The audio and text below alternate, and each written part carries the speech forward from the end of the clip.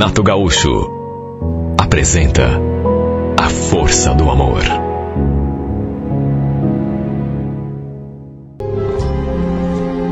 Eu fiquei tão emocionada com aquela surpresa. O Emerson realmente, desde muito cedo, sempre foi assim muito sensível, muito romântico.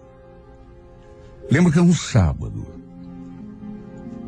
Eu estava ali em casa e ele foi me buscar só para eu ver o que ele tinha feito. Foi assim, me puxando pela mão, lá para a rua, dizendo que tinha alguma coisa importante para me mostrar. Eu fui, sem entender nada.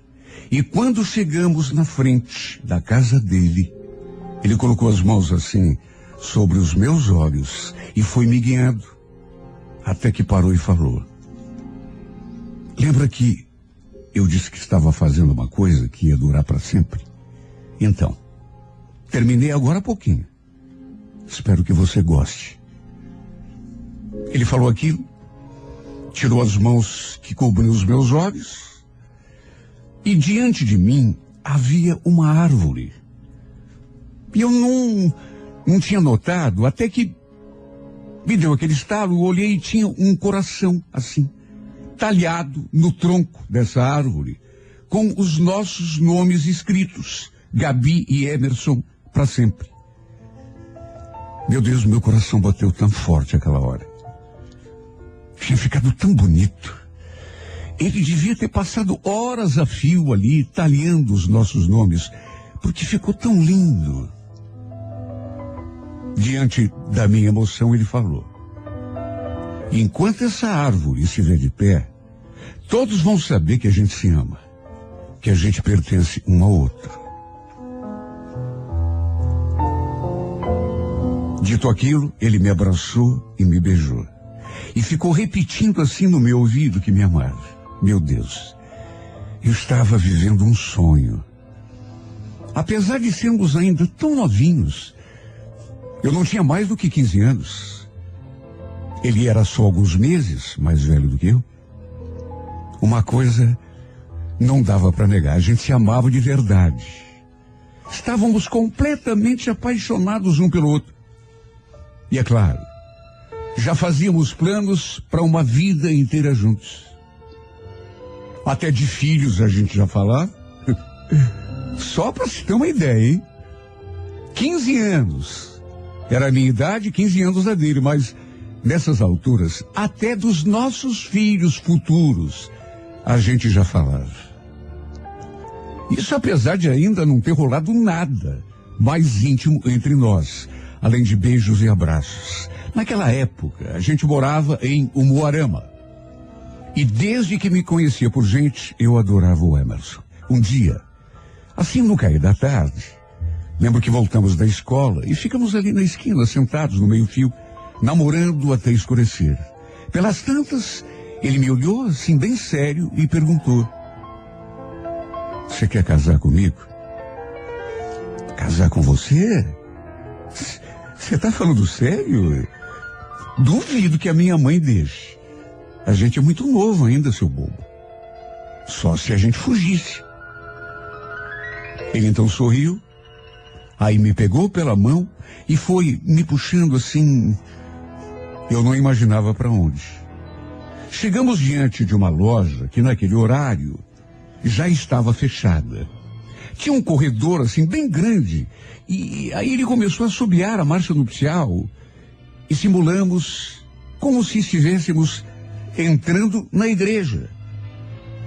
Enquanto caminhávamos lado a lado, de mãos dadas por aquele corredor, e lá no fundo paramos, como se estivéssemos diante do altar, casando diante do padre. Depois ele falou que era só um ensaio, mas que não via a hora de fazermos aquela travessia para valer, dentro de uma igreja de verdade, diante de um altar de verdade e diante de um padre. Olha, eu sei que todos os amores são lindos, principalmente quando a gente é adolescente, mas duvido que já tenha havido um amor tão romântico e tão sentido quanto o nosso. Era assim que a gente fazia. Ele costumava me surpreender com esse tipo de brincadeira que, na verdade, de brincadeira não tinha nada. Como ele mesmo falava, era só um ensaio.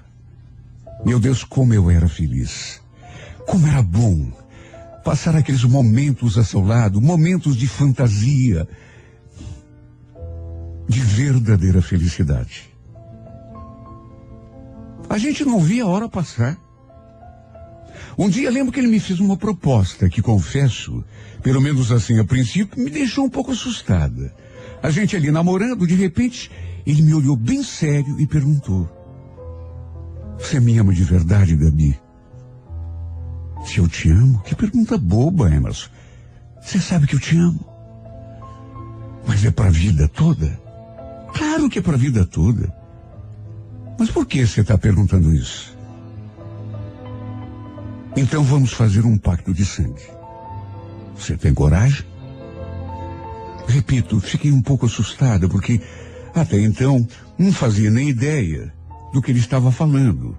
Aí ele me explicou que nós dois faríamos um pequeno corte na ponta do dedo, aí uniríamos os nossos dedos para o nosso sangue se misturar. Olha que loucura!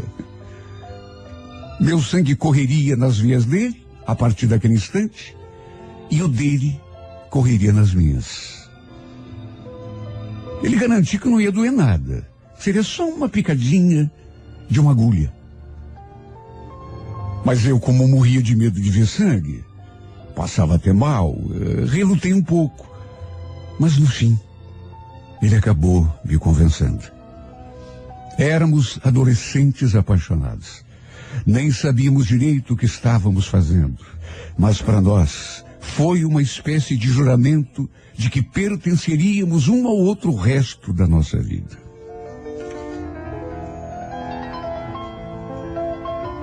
Eu já tinha ouvido nessa época, mas confesso que não dava muita bola, porque, sabe, era uma coisa que entrava por um ouvido e saía pelo outro. Às vezes, minha mãe e meu pai comentavam em casa, mas nunca imaginei, juro, que eles estivessem realmente pensando em vender a nossa casa para virmos embora para Curitiba. Repito, ouvia eles comentando de vez em quando, mas encarava aquilo como uma possibilidade real. Na verdade, nem nos meus piores pesadelos eu podia imaginar que isso um dia aconteceria. Até que infelizmente aconteceu. Quando me contaram a decisão tomada, agora já não era mais comentário, não era mais falatório. Era uma decisão. Olha, quando me contaram, eu chorei tanto. Eu fiquei tão arrasada. Meu Deus, só de pensar que eu precisaria me separar do meu amor. E quando contei para ele também ficou desatinado. Meu Deus, éramos tão jovens. Lembro que eu tinha recém-completado 16 anos, enquanto ele, como já disse, era poucos meses mais velho do que eu. De modo que nem éramos ainda donos do nosso próprio nariz. Éramos obrigados a seguir os nossos pais, a vontade deles. Nos dias que antecederam aquela viagem, tratamos de aproveitar cada instante que pudemos para ficar juntos. Para cada beijo que a gente trocava, era uma lágrima que caía. Lembro que no dia da despedida ele falou: "Você não vai me esquecer, né? Não esqueça que a gente fez um pacto de sangue. Vamos ser um do outro para todo sempre." Foi um dia terrível. Triste, triste, triste. Uma amargura sem tamanho tomou conta de mim. Que Deus me perdoe, mas era como se eu estivesse morrendo. Só não digo que foi o pior dia de toda a minha vida, porque dali para frente todos os meus dias seriam tristes e amargos. Parecia que eu estava deixando um pedaço de mim ali, naquela cidade. E de fato estar. Eu estava vindo embora. Mas meu coração estava ficando para trás. Naquele tempo, não tinha internet, nem as facilidades que tem hoje em dia. Era só por telefone e cartas que a gente se comunicava, que matava a saudade. No decorrer daquele primeiro ano, trocamos, sei lá quantas cartas, um monte, uma mais apaixonada do que a outra. Lembro que estive em Umuarama para visitar a minha tia, mas apenas uma vez. E o problema é que, como costuma acontecer, o tempo e a distância vão pouco a pouco afastando as pessoas, mesmo que elas se amem. E se amem de verdade como a gente se amava. O tempo e a distância vão pouco a pouco nos empurrando para direções diferentes. Eu, no entanto, nunca o esqueci completamente. Nunca. Sua imagem foi pouco a pouco ficando mais fraquinha na minha lembrança, mas de vez em quando eu me pegava pensando nele, e nessas horas parecia que tudo voltava. Eu chorava. Era um aperto no peito, era uma saudade. Eu ficava ali recordando aquele tempo em que eu era feliz. Mas como se sabe, é preciso tocar a vida. A vida não para. Assim como ele, nessas alturas, devia estar fazendo lá em Umuarama, eu tinha que tocar a minha vida. Não podia ficar parado no tempo, até porque, de que adiantava, meu Deus?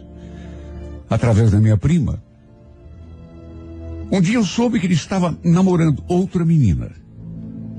Só que nessas alturas, já fazia 4 anos que a gente tinha se separado. Para encurtar a conversa, ao longo dos anos que foram passando, um a um, me envolvi com um rapaz, namorei, depois terminei um namoro, me envolvi com outro, até que conheci o Celso, com quem namorei durante algum tempo, mais de 2 anos, para falar a verdade, e com quem acabei noivando e casando. Mais do que isso, tendo filhos e formando a minha família. É como eu já disse, a vida continua. Ainda estive lá em Umuarama algumas ocasiões, 2 ou 3, mas acabei não vendo o Emerson. A gente não se viu em nenhuma dessas vezes.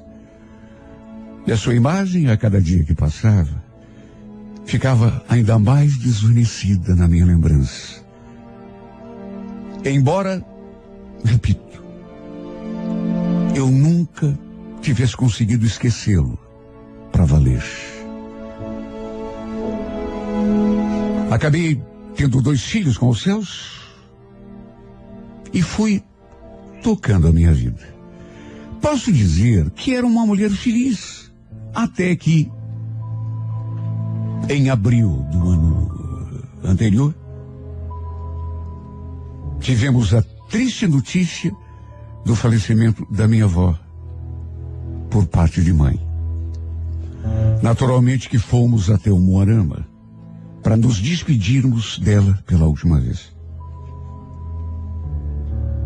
Cada um, naturalmente, com sua família, até porque tantos anos já tinham passado, meu Deus. E foi uma tristeza tão grande, porque minha avó sempre foi uma pessoa tão querida por todos. O velório aconteceu numa quinta-feira. E como já estávamos lá, resolvemos ficar até o final de semana.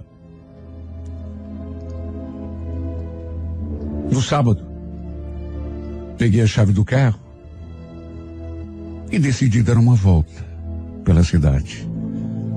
Curiosidade de saber se os lugares continuavam iguais ou parecidos ou se tinham mudado. Fui sozinha.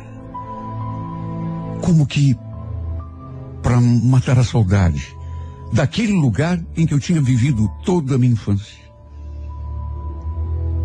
Andei por todo canto.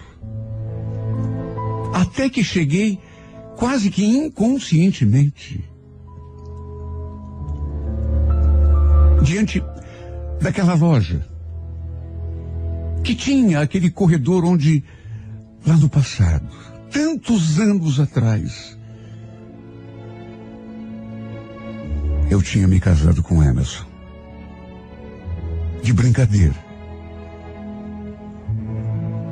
Parei o carro e fiquei ali olhando pro nada, me perdendo nas minhas lembranças. Depois fechei os olhos e recordei daquele instante mágico, como se o estivesse vivendo de novo. Olha, me deu um aperto tão grande no peito, uma vontade tão grande de chorar. A impressão que eu tive era de que tinha voltado à minha verdadeira vida, que tudo depois daquele casamento de brincadeira, tudo o que tinha acontecido era uma viagem, um lugar distante, mas que não era a minha vida. A minha vida era ali. Eu tinha voltado para o meu lugar. Aí abri os olhos e olhei para a pontinha do meu dedo. O dedo que eu tinha furado para fazer o pacto de sangue com ele. Fechei os olhos de novo e lembrei em detalhes daquele momento. Lembrei da sua voz. Ele falando que depois que os nossos sangues se misturassem, seríamos um do outro para todo sempre. Claro que nessas alturas, e até pelo tamanho do buraquinho que eu... não havia nem cicatriz no meu dedo. Mas cheguei a sentir assim, aquela pontadinha da agulha. Como se estivesse acontecendo tudo de novo. E foram tantas lembranças, que quando dei por mim, estava lá no bairro onde a gente morava. Passei em frente à nossa antiga casa. Parei um pouco ali, fiquei olhando a fachada. Estava diferente, o muro também tinha sido reconstruído. Mas de qualquer modo, as recordações invadiram a minha alma, de um modo que eu não consegui evitar. Lembro que a gente gostava de ficar ali em frente, namorando. Depois arranquei com o carro e fui parar na frente da casa onde ele morava. Na verdade, eu nem sabia se ele continuava morando ali, ou se depois de casado tinha se mudado, ou se tinha sua própria casa, ou se tinha ido embora para a árvore onde ele tinha talhado aquele coração, com os nossos nomes dentro, ainda permanecia de pé. E no impulso, eu saí do carro e me aproximei daquela árvore para ver se aquele coração com os nossos nomes continuava ali.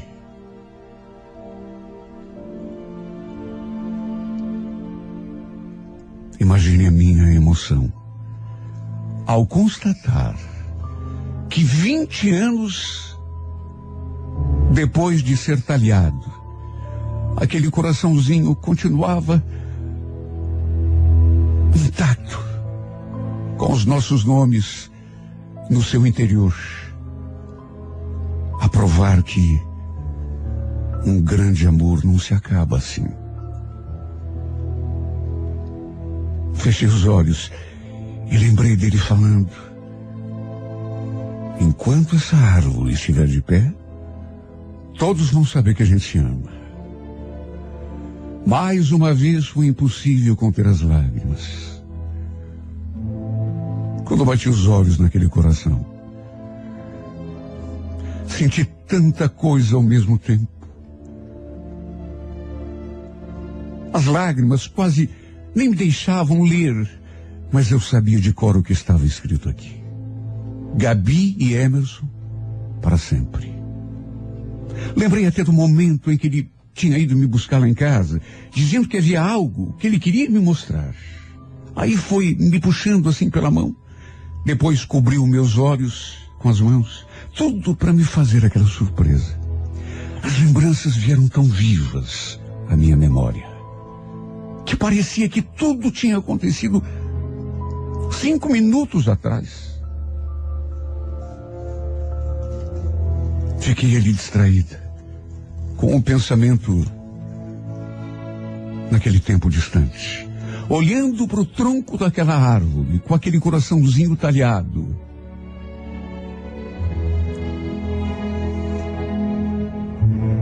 Completamente perdida nos meus pensamentos, quando de repente ouvi aquela voz: Gabi? Tive um sobressalto, porque, repito, estava tão distraída, cheguei a levar um susto. E quase perdi os sentidos quando me voltei assim, na direção daquela voz, e dei de cara com ele. Era o Emerson ali, a pouco mais de 2 metros de mim, me olhando, de olhos arregalados, como se estivesse vendo um fantasma. Eu mal consegui pronunciar o seu nome. Minha voz saiu assim tão fraquinha lá do fundo. Juro, eu não imaginava que fosse reencontrá-lo. Não vou mentir que não queria que isso acontecesse. Imaginava, inclusive, que quando o reencontrasse, talvez não fosse reconhecê-lo, mas o reconheci no mesmo instante. Claro que ele estava um pouco mudado. 20 anos não são 20 dias. Assim como eu também estava. Meu Deus, 2 décadas haviam se passado, mas a expressão dele, o olhar, continuava exatamente. Parecia que eu estava diante do mesmo Emerson de 20 anos atrás. A gente ficou se olhando assim durante algum tempo, um mais desconcertado do que o outro, até que ele perguntou: o que está fazendo aqui? Resolveu voltar? Não. Na verdade, eu vim pro velório da minha avó.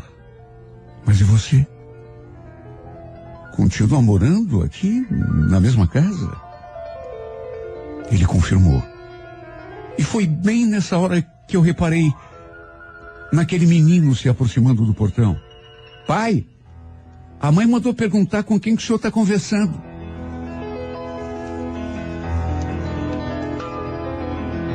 Ele olhou assim para o menino, só que não respondeu. Depois se voltou para mim novamente e perguntou se eu queria entrar, tomar um café, ficar pro almoço, quem sabe. Agradeci, mas falei que não podia, que eu precisava voltar, que o pessoal estava me esperando na casa da tia para almoçar. Nisso dei assim uma olhadinha na direção da porta daquela casa e reparei naquela mulher, olhando fixamente para nós dois, ali na frente. Com toda certeza, sua esposa. Eu quase perguntei se era realmente a mulher dele, mas convenhamos, nem precisava. Com a voz sumida, Olhando para ele, eu falei: bom, tá na hora de eu ir. Foi bom te ver. Quem sabe a gente se encontre outra vez daqui a 20 anos.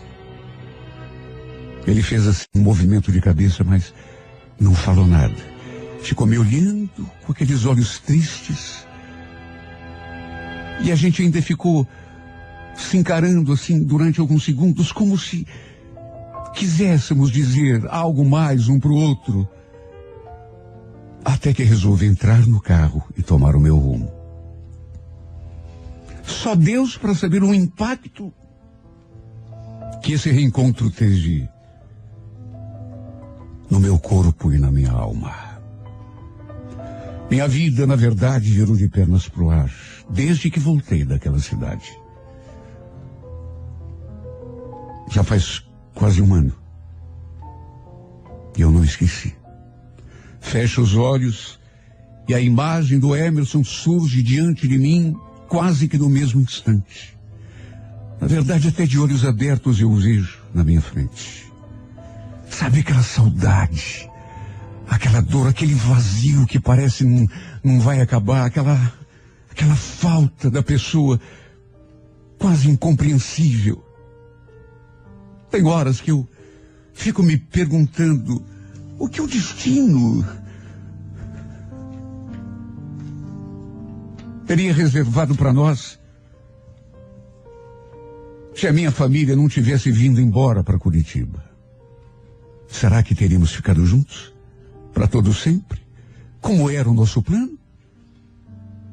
Como juramos tantas e tantas vezes? Ou será que teríamos nos afastado de um jeito ou de outro? Não estou aqui desfazendo da minha vida, nem do meu casamento, nem tão pouco do marido que tenho. Minha família é o que tem de mais precioso. Só que, meu Deus, não consigo parar de pensar em como estaria a minha vida se o destino não tivesse nos separado. Será que eu seria mais feliz ao lado dele? Desde que reencontrei esse homem, que aquela paixão do passado reacendeu aqui dentro de mim, como se fosse um vulcão adormecido, entrando em erupção. Quem nunca passou por isso talvez não entenda. Gosto do meu marido. Tenho respeito por ele e gosto do meu marido, juro. Mas não posso evitar de ficar pensando no Emerson praticamente o tempo todo, desde que o revi, quase um ano atrás. Só de pensar nele, de fechar os olhos e ver sua imagem diante de mim, sinto minha energia se esvaindo. Me sinto tão fraca. Quem sabe eu esteja pagando o preço por ter feito aquele pacto de sangue. Porque quando fizemos isso, juramos que seríamos um do outro para todo sempre. E apesar de não estarmos juntos fisicamente, meu pensamento continua prisioneiro de todas as lembranças. Não só o pensamento, mas meu coração, minha alma. Será que ele também se sente assim em relação a mim? Será que ele também sofre quando pensa em mim? Em nós, naquilo que deveríamos ter sido, mas... será que ele também se tortura, meu Deus? Se desespera, como acontece comigo? Eu queria tanto saber. Daria metade dos anos que tenho, só para saber se, assim como eu, ele ainda me ama. Se, assim como eu, ele também se lembra de mim, de nós, daquele casamento de mentira, de brincadeira, que de mentira e de brincadeira não teve nada. Porque lembro dele, daquele casamento de mentira, de brincadeira, mais do que aquele que foi real com o meu marido. E que Deus me perdoe por admitir isso. Até quando, meu Deus, vou ser prisioneira dessas lembranças e ficar me perguntando sem parar? Será que ele também pensa em mim? Será que ele também recorda de tudo que fomos um para o outro e na verdade continuamos sendo, embora estejamos tão distantes fisicamente um do outro? Será que para ele tudo aquilo foi tão verdadeiro, tão real quanto foi para mim? Será que ele ainda me ama, meu Deus? Como eu continuo a amá-lo? E tenho certeza, vou amar para todo sempre.